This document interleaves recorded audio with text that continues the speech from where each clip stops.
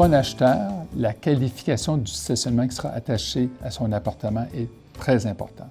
Pourquoi? Parce qu'il y a une valeur intrinsèque attachée entre l'appartement et le droit de stationner dans le bâtiment. Il existe en copropriété 3 types de stationnement.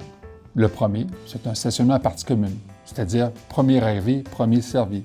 Donc, il n'y a pas, dans le fond, un droit d'exclusivité sur ce stationnement.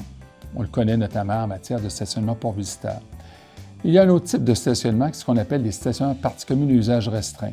Le copropriétaire n'est pas propriétaire absolu de cette case de stationnement. Il n'en a qu'un droit d'usage exclusif. Pour être certain d'avoir cet usage, il est important que le copropriétaire ait accès à un plan qui détermine le lieu de ce stationnement et qu'il y ait eu une attribution en partie commune à usage restreint de ce stationnement. Le troisième type de stationnement, c'est ce qu'on appelle un stationnement en partie privative.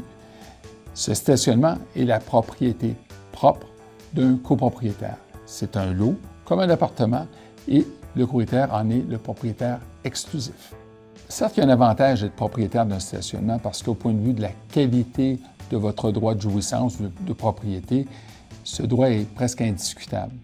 De telle sorte que personne ne pourra vous exproprier pour vous faire replacer ailleurs dans l'immeuble.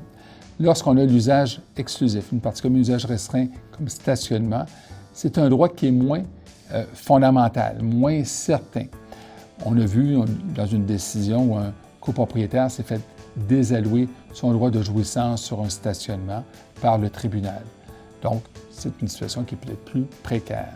En ce qui a trait aux taxes municipales, les stationnements sont entre guillemets imposés. Si vous êtes propriétaire d'une partie privative de stationnement, vous recevrez un compte de taxes spécifique pour cette partie privative, au même titre que pour votre appartement. Si c'est une partie commune à usage restreint, vous ne recevrez pas de compte de taxes parce que cette partie commune est la propriété indivise de l'ensemble des copropriétaires et le tout est déjà enchâssé dans les comptes de taxes des copropriétaires.